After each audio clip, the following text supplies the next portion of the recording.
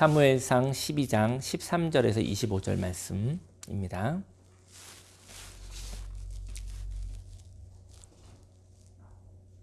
말씀을 함께 읽도록 하겠습니다. 이제 너희가 구한 왕, 너희가 택한 왕을 보라. 여호와께서 너희 위에 왕을 세우셨느니라.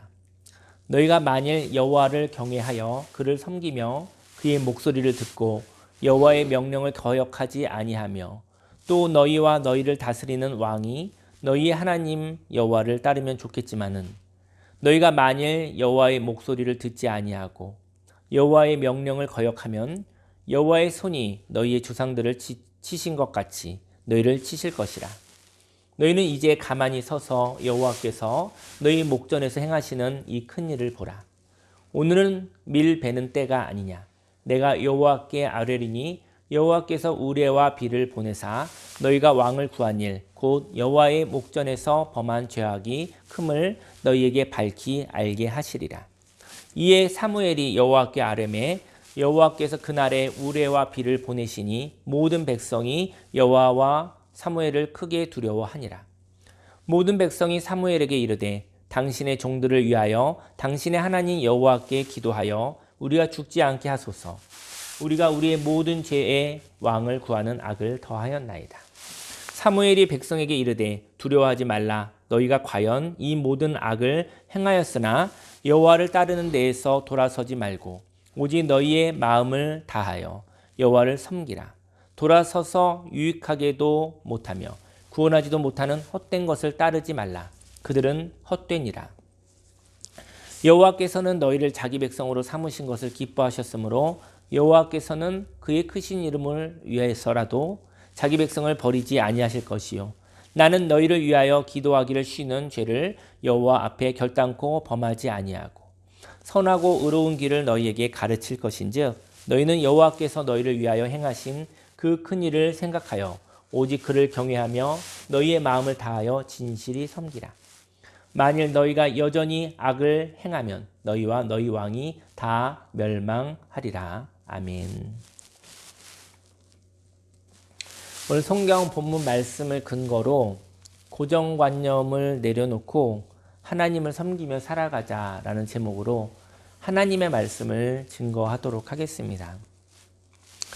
이스라엘 백성들이 왕을 세워달라고 하였습니다. 왕은 백성들의 권리를 모아서 권력을 형성하고 그 권력으로 백성을 대신하여 나라를 다스리는 사람입니다. 이렇게 왕을 세우는 것은 백성들이 지혜가 부족하고 능력이 부족하여 지도자를 세우는 것이지요. 사무엘의 시대는요, 지도자가 있었죠. 사무엘의 시대는 사사시대라고 하는데, 근데 지도자가 있지만 왕으로 군림하지는 않았다는 것입니다. 각 사람들에게 하나님에 대한 일깨움을 주는 것이죠. 하나님에 대한 일깨움을 주고, 그리고 각 사람이 이 시대를 살아가는 생명의 사람이 되기도 합니다. 그러니까 하나님에 대한 일깨움이 있었던 거죠. 사사시대에는 하나님이 일깨워져서 하나님으로 살아가는 생명의 사람이 되기도 하고요. 그리고 영향력 있는 일을 하여서 자연스럽게 지도자가 되기도 하는 것이었죠. 그러니까 각 사람들이 지도자가 되는 세상이었어요. 하지만 백성들은요, 깨달음을 통하여 살아가는 것이 힘이 들었습니다. 저희 여러분들이 이제 신앙생활을 하면서, 저희 여러분들이 인생을 살아가면서 범사에 하나님의 뜻을 물으며 또 하나님의 나라를 생각하며 뭐 이렇게 하나님과 의논하고 생각하고 기도하는 것이 어떻습니까? 그것이 즐거우십니까? 피곤하십니까? 근데 이러한 것들이 피곤해졌다라는 것이죠. 하루에도 이런 일이 있고 저런 일이 있습니다. 근데 그때 저희 여러분들이 하나님께 기도하며 하나님 이러할 때 어떻게 사는 것이 참된 삶일까요? 이런 질문을 하는 것이 피곤하신가요? 아니면 즐거우신가요? 어쩌면 하나님께 그런 것을 물어보는 것도 하지 않을 때도 있을 수 있겠죠. 물론 사람은 각자 고민하고 생각하며 또 통찰하며 살아가고 있습니다. 근데 이러한 일들이 인생을 어떻게 해석하고 인생을 어떻게 살아갈 것인가 이렇게 고민하는 것들이 피곤할 때가 있다는 것이죠. 그때 그의 영혼은 지쳐 있다는 것입니다. 저희 여러분들이 오늘도 많은 변수와 많은 계획에서 어긋난 일들이 있을 수 있습니다. 그때 하나님과 이야기하는 것이 피곤하지 않으시기를 예수님의 이름으로 축원합니다. 그런데 백성들은 깨달음을 통하여 살아가는 것이 힘이 들었어요. 문제가 생기면 그 문제를 하나님과 의논하여 풀어가는 것이 힘이 들었습니다. 그래서 삶에 문제가 있지만 그 문제는 풀고 싶죠. 문제가 있으면 풀고 싶잖아요. 문제를 풀고 싶지만 그 문제를 풀기만 바랄 뿐 그 문제를 향하여 고민하는 것에 대한 어려움을 가졌던 것이죠. 오늘은 사무엘이 이스라엘 백성에게 권면하는 말로 하나님과 동행하는 삶에 대하여 알아보고자 합니다. 먼저 하나님과 동행하는 사람은 한 번의 경험을 우상화해서는 안 됩니다. 저희 여러분들의 삶 속에 어떤 경험이 있거든요.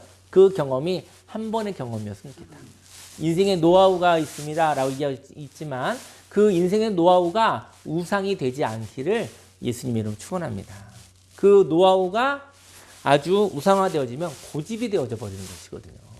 그 고집이 바로 하나님으로 인해서도 바뀌어질 수 없는 것이 되어지는 것이죠. 한 번의 경험을 한 번의 경험으로 저와 여러분들이 다루었으면 좋겠습니다.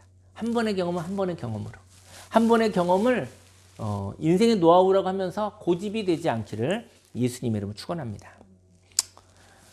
오늘 성경 말씀에 보니까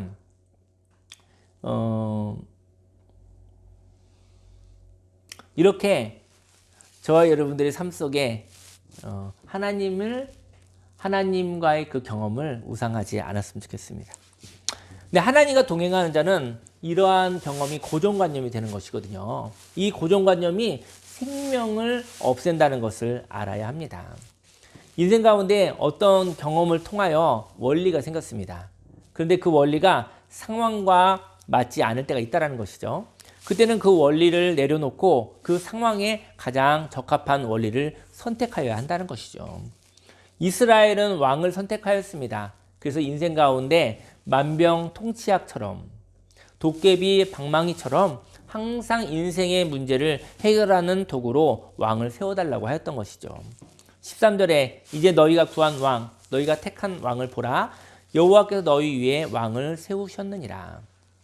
하지만 하나님이 세워주신 도구인 왕이 하나님을 경외하고 백성들이 하나님을 섬긴다면 참 좋을 것이지만 그 도구가 타락하고 변질될 수 있음을 경고하고 있다는 것이죠. 이제는 대한민국에는 이제는 한 달 정도면 중요한 선택이 있어요. 대통령이 누가 될지 모르지만 한 5년을 이 땅의 지도자로서 어떤 한 사람을 선택하는 일이 있습니다. 근데 바로 이렇게 왕을 세우는 것은 왕을 세우는 모습들, 왕을 세울 때 그것이 그 도구가 타락할 수도 있다. 그 도구가 변질될 수도 있다라고 경고하고 있는 것이죠. 저와 여러분들의 삶 속에 사사시대에는 각자가 하나님을 만나는 사람들이었어요. 각자가 하나님을 만나고 있었었는데 너무나 피곤하고 지쳐서 어떤 사람을 대신 세우는 거죠. 그리고 그가 하나님을 만나고 그로 인해서 나라가 통치되기를 바랐었던 것입니다. 근데 그 도구가 타락하고 변질될 수 있을 수 있다라고 경고하고 있는 것입니다.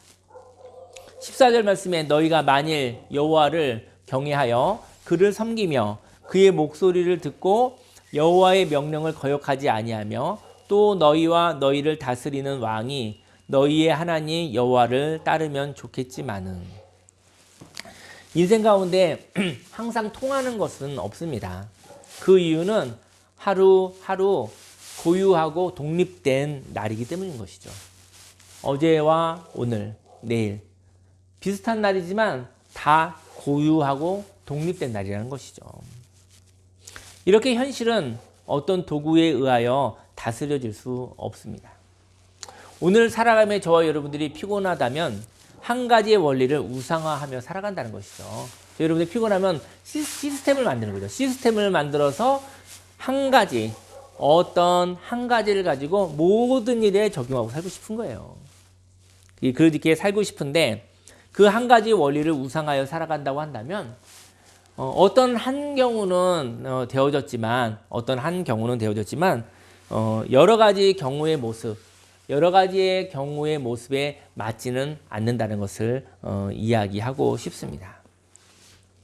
어떤 사람은 항상 말하고, 어떤 사람은 항상 참으며, 어떤 사람은 항상 움직이며, 어떤 사람은 항상 가만히 있습니다. 인생의 희로애락을 가지며 살아가시기를 소망합니다. 저희 여러분들이 하나의 틀에 묶여있지 않기를요.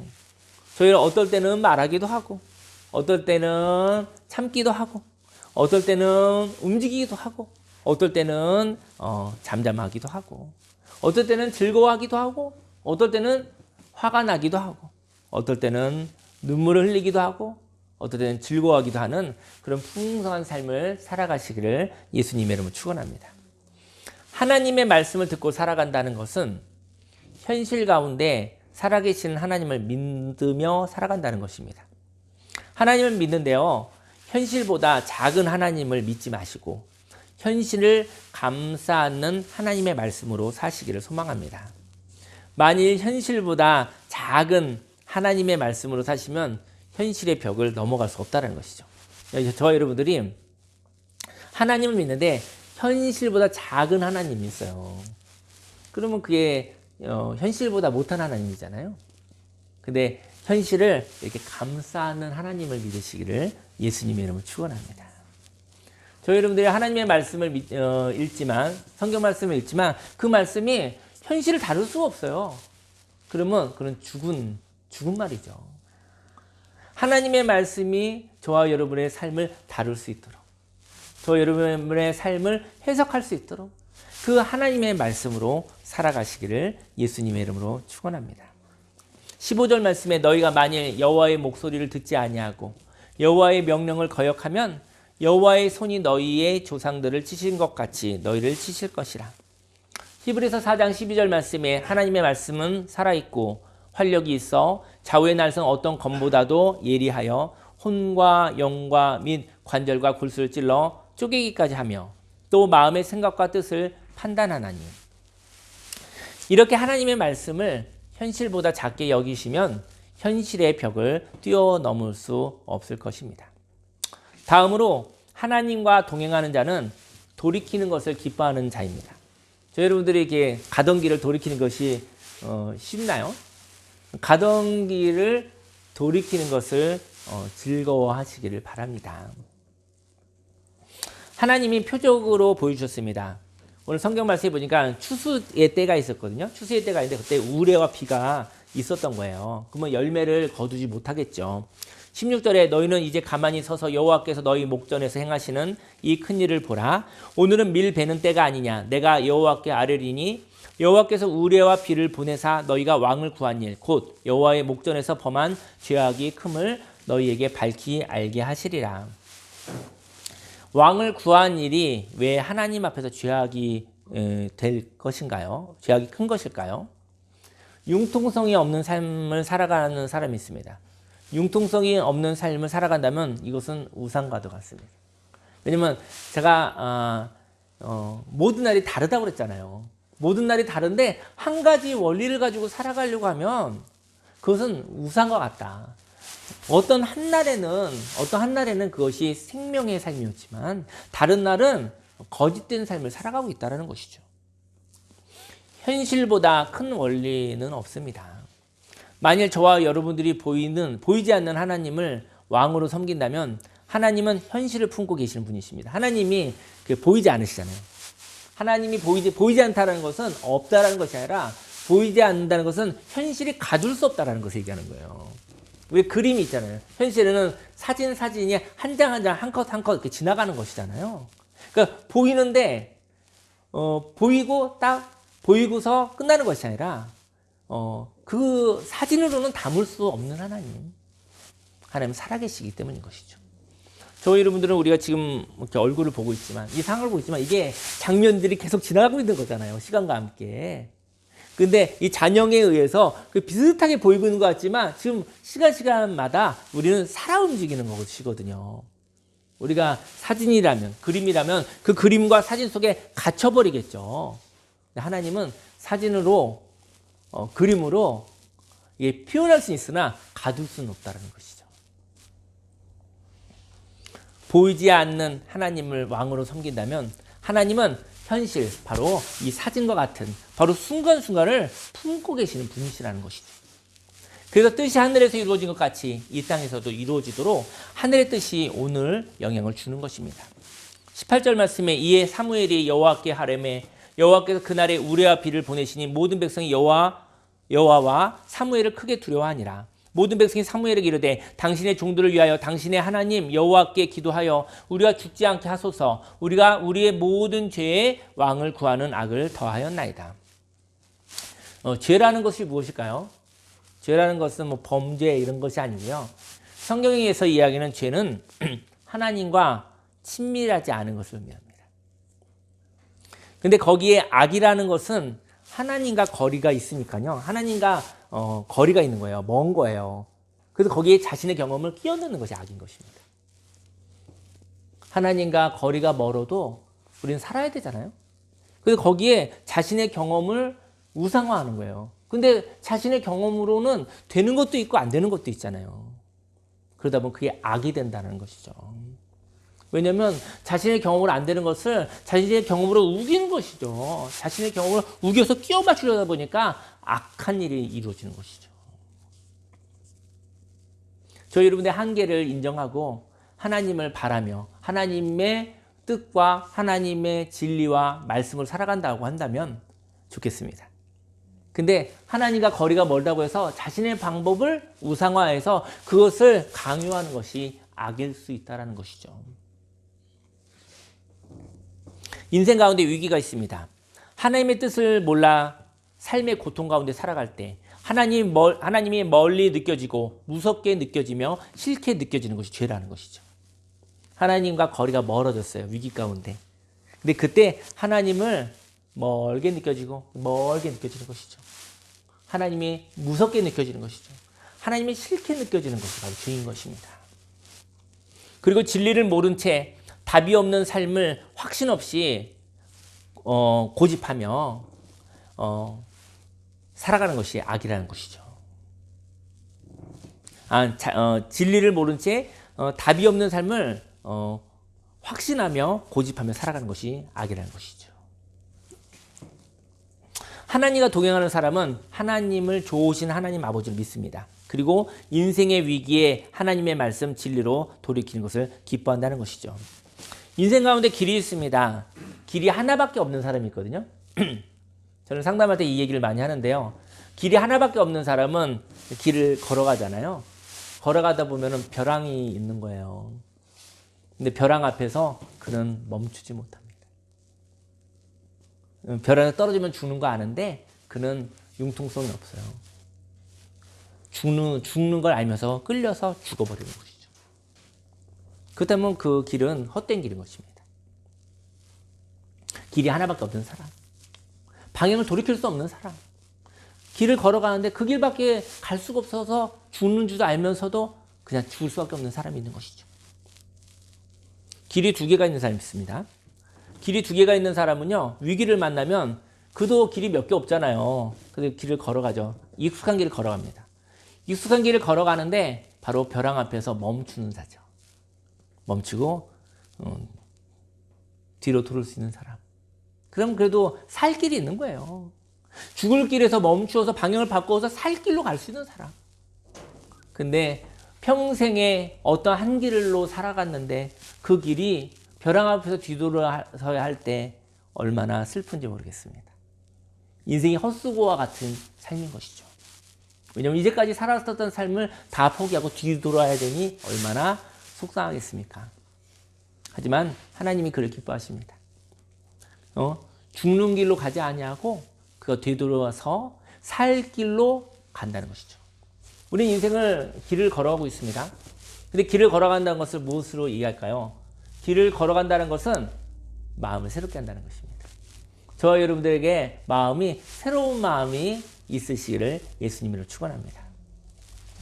길이 여러 개가 있는 사람이 있습니다. 길이 여러 개가 있다면 그는 풍성한 사람입니다. 인생 가운데 여러 개 가운데 오늘 허락된 길을 걸어가는 것이죠.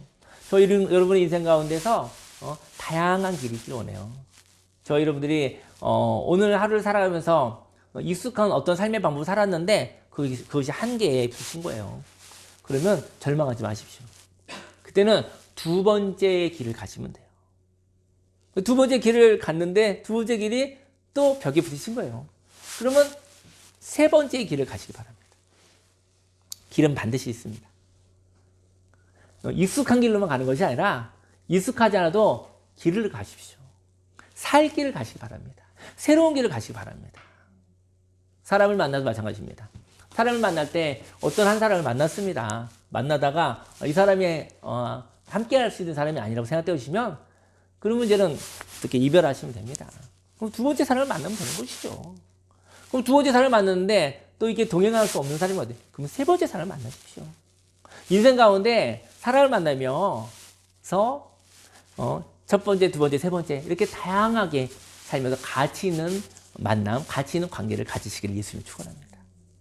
한 번의 만남 속에 절망하지 마시고 한 번의 경험 속에 절망하지 마시고 그 길이 아니면 마음을 새롭게 하여 새로운 길을 사시기 바랍니다. 오늘은 새날입니다. 오늘은 생명의 날입니다. 오늘은 하나님이 주신 은혜의 날입니다. 오늘 새롭게 하나님의 마음으로 살아가시기를 예수님의 이름으로 축원합니다. 마지막으로 하나님과 동행하는 사람은 진리를 선택하고 흔들리지 않는 사람입니다. 우리는 인생 가운데 고집으로 사는 악을 행할 때가 있죠. 하지만 진리로 하나님께 돌이켰다면 하나님의 말씀에서 흔들리지 않기를 원합니다. 20절 말씀에 사무엘이 백성에게 이르되 두려워하지 말라. 너희가 과연 이 모든 악을 행하였으나 여호와를 따르는 데에서 돌아서지 말고 오직 너희의 마음을 다하여 여호와를 섬기라. 돌아서서 유익하게도 못하며 구원하지도 못하는 헛된 것을 따르지 말라. 그들은 헛되니라. 하나님께 돌이켜 하나님의 말씀과 하나님의 감정으로 살아갈 때 하나님의 기뻐하심이 있는 것입니다. 22절에 여호와께서 너희를 자기 백성으로 삼으신 것을 기뻐하셨으므로 여호와께서는 그의 크신 이름을 위해서라도 자기 백성을 버리지 아니하실 것이요. 나는 너희를 위하여 기도하기를 쉬는 죄를 여호와 앞에 결단코 범하지 아니하고 선하고 의로운 길을 너희에게 가르칠 것인즉 너희는 여호와께서 너희를 위하여 행하신 그 큰 일을 생각하여 오직 그를 경외하며 너희의 마음을 다하여 진실히 섬기라. 만일 너희가 여전히 악을 행하면 너희와 너희 왕이 다 멸망하리라. 이스라엘 백성들은 하나님의 보호하심으로 살았습니다. 그런데 그 보호하심이 피곤하였던 것이죠. 그래서 왕을 세웠습니다. 왕이 잘하면 좋고 왕이 잘못하면 왕을 버리면 되는 것이었습니다. 그러나 세상에 이용당하는 왕이 누가 있겠습니까? 저와 여러분들이요, 세상이 호락호락하지 않습니다. 저와 여러분들이요, 하나님과 저와 여러분 사이에 편리한 왕을 놓은 거예요. 왔는데 이용하고 잘하면 좋고 잘못하면 버리고 이러려는데 그런 왕이 어디 있겠습니까? 사사시대에는 하나님과 저와 여러분 사이에 아무것도 없었지만 왕이 생기고 난다면 그 왕이 하나님과 저와 여러분 사이를 갈라놓고 막는다라는 것이죠. 그 왕이 타락하며 그 왕이 변질되면 그 왕의 변질된 존재가 저와 여러분들에게 독소가 되는 것이죠. 저와 여러분들, 하나님과 저와 여러분들 사이에 아무것도 없기를 예수님으로 축원합니다. 저희 여러분의 인생의 편리한 노하우가 그것이 하루아침에 없어지지 않는다는 것이죠. 익숙함으로 없어지지 아니하고 저와 여러분들이 하나님의 뜻에 맞게 살아가려 할 때마다 익숙한 왕이 횡패를 부린다는 것이죠. 그래서 하나님과 저와 여러분들 사이를 막고 있으며 회방하고 있다는 것입니다. 저와 여러분도 인생을 살면서 도깨비 방망이가 있었으면 좋겠다 생각할 때가 있겠죠. 하지만 도깨비 방망이는 없습니다. 하나님은 있습니다. 다만 하나님의 가치를 깨닫지 못하기에 하나님과 사는 것이 피곤한 것이죠. 하나님과 함께 사는 것이 행복한 가치이기를 소망합니다. 이제 기도하려고 하는데요.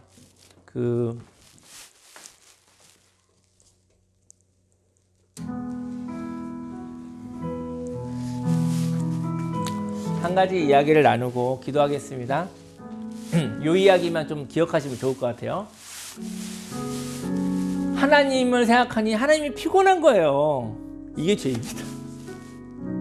하나님 생각하니까 피곤한 거예요. 강도질, 살인, 이게 죄가 아니라 하나님을 생각할 때 피곤한 거예요. 이게 죄인 것입니다. 네, 하나님이 왜 피곤할까요? 네, 그 얘기를 한번 나누고 싶어요. 이 얘기만 좀 기억하세요. 하나님을 생각하니 피곤함이 온 이유를 얘기해 드릴게요. 피곤할 때마다 하나님을 불러서 그래요. 저 여러분들이 문제가 생길 때마다 하나님을 불러서 그래요. 피곤할 때 하나님을 찾았어요. 하나님, 문제가 생길 때마다, 괴로움이 생길 때마다, 그때 하나님 나 살려주세요. 가난할 때마다 하나님 돈 좀 주세요. 내 몸이 아플 때마다 하나님 날 고쳐주세요. 하나님 오해가 생길 때마다 하나님 내 억울함을 풀어주세요. 이게 다 피곤한 일입니다. 우린 피곤할 때만 하나님을 찾았어요. 그래서 하나님이 피곤한 거예요. 하나님 왜 나에게 인생이 피곤하죠? 피곤할 때마다, 피곤할 때 하나님을 못 찾는 것은 더 안타까운 일입니다. 근데 인생의 피곤함, 어려울 때마다 하나님을 찾아서 문제를 해결하는 것도 좋지만 하나님 피곤한 분 같아요. 하나님 왜 나는 왜 이렇게 피곤한 일이 많을까요? 하나님 때문에 피곤한 게 아닙니다. 인생이 피곤한 것입니다. 인생에 한계가 있어서요. 그래서 하나님 생각할 때마다 피곤한 거예요. 그래서 하나님이 멀은 거예요. 2022년도 2월에 왔습니다. 피곤할 때 하나님 찾으십시오. 하지만 피곤할 때마다 하나님을 찾으니까 내가 왕을 세우고 싶은 거예요. 즐거울 때, 기쁨이 있을 때, 그때 하나님을 초청하시기 바랍니다. 마음 위로가 필요할 때, 하나님과 대화하고 싶을 때, 외로울 때 하나님과 이야기하시기 바랍니다. 하나님과 일하니까 피곤한 거예요. 하나님 일 시키니까 피곤한 거예요. 하나님과 희로애락을 나누는 감정으로 평화의 시기에 하나님과 풍성한 이야기를 나누면 하나님은 좋으신 분, 하나님은 즐겁고 행복하신 분, 하나님만 생각할 때마다 내 마음에 즐거움이 있는 거예요. 그 사람은 왕을 세우지 않습니다. 문제 때마다 하나님을 만나고 하나님을 일하다 보니까, 일시키다 보니까 하나님 도깨비 방망이 만들고 싶은 거예요. 그래서 왕이 세워진 거예요. 하나님을 피곤하게 느끼시면 그것이 죄가 됩니다. 하나님 멀어지기 때문에 하나님의 자녀의 권세로 살아갈 수가 없는 것이죠. 2022년도에 피곤한 일 있을 때 하나님 찾으십시오. 하지만 즐거운 일 있을 때, 여러분들 친구들 있죠? 친구들인데 일만 있으면 전화해. 돈이 떨어지면 전화해. 이거 피곤한 친구 아닙니까? 일 시켜 먹을 때만 전화해. 근데 전화했어요. 밥 먹자. 야, 우리 놀러 가자. 이러면 얼마나 좋아요. 야, 우리 쉬러 가자. 재밌게 좀 놀자. 야, 우리 야, 못다한 이야기 좀 나눠보자. 이러면 얼마나 그 친구가 좋습니까, 사실은. 우리 하나님과 일하시면 피곤합니다. 그리고 하나님과 멀어집니다. 인생에 피곤한 일이 있었을 때 하나님 찾으십시오. 하지만 피곤한 일이 아니라 좋은 일이 있었을 때, 심심할 때 하나님 찾으시기 바랍니다. 하나님과 예배, 기쁨, 놀이, 안식을 하시길 바랍니다. 그러면 그 여유로 인생가대에 일이 있거든요. 인생가대 문제도 풀어가세요. 그것도 재밌게 풀어가십시오. 너무 지쳐서 너무 피곤할 때 하나님 찾으시면 하나님 만나는 게 재미가 없습니다. 우리 함께 주여 삼창하시고 함께 기도하겠습니다.